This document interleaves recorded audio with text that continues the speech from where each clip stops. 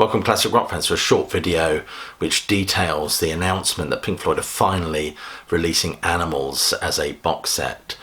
Now, a short video on Roger Waters' website seems that the band have finally gotten through all this blather about what should be included in this box set. Apparently the bone of contention was the liner notes by Mark Blake, which David Gilmour did not want included in the actual set itself.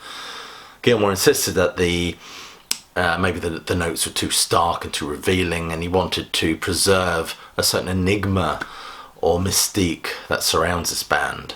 And Waters has conceded that the box set should be released without these notes. However, as a snub to his former bandmate, he has actually published the notes on his website, so you can go and read them there. So this mix has been sitting on a shelf somewhere waiting for this monolith, this behemoth of a band to finally get its collective will, get its gears into play, so to speak, and actually do something. And I suppose, like me, you're absolutely keen to know what's going to be included in this box set. Well, it seems to be a 4-disc set. The 4-disc set will include a CD of the 2018 remix, a vinyl edition of the 2018 remix, and also the same remix on DVD and Blu-ray. So they're your 4 discs, essentially repackaging the same thing, selling it to you 4 times, in fact, whatever your format is, your format of choice, so to speak. However, I mean, there was no outtakes from these sessions, as far as I understand, so there's going to be nothing like that's going to be included. And very disappointingly, there's going to be no live material.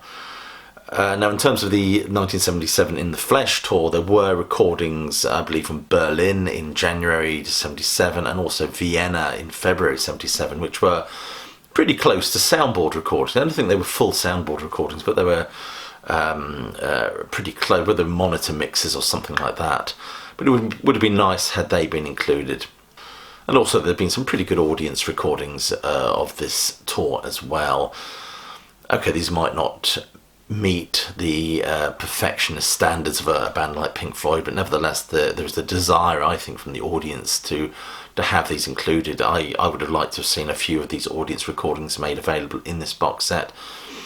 Also with a full tour itinerary, but also something that perhaps explores, maybe interviews people who were involved for that tour as to what went on. Of course, the infamous gig, I think it was Montreal, wasn't it? The spitting incident, I could be wrong there. But all this sort of stuff could have been mined and put here, but unfortunately it doesn't seem to be the case. So I suppose what we will get, apart from the 4 discs I've already mentioned, we will get a nice lavish booklet, I suspect, minus the aforementioned liner notes by Mark Blake, which, as I said, Gilmour objected to. And I imagine we'll get it. It'll be a nicely packaged item, but I have no idea what it's going to retail at. Personally, I'm not sure whether I will purchase it, although I no longer possess a physical copy of the Animals album. I hope that maybe the CD would be available as a standalone release, because I don't have a 5.1 setup, nor do I have a vinyl record player anymore. But we'll just have to wait for the details. So what would you have liked to have seen included in this box set? I, for one, of course, would like to have seen the 2018 mix on CD, Blu-ray, DVD. I would have sold the vinyl separately, personally, but there you go. But some nice swag items as well, a nice booklet and a bit of paraphernalia from the tour, and something surrounding that era of Pink Floyd.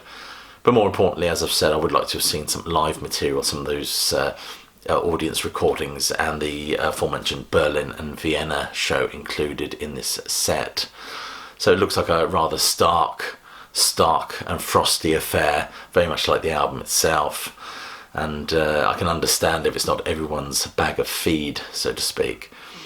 Well, that's as much as I know about this box set. No doubt there will be news emerging today on various classic rock websites, I suspect.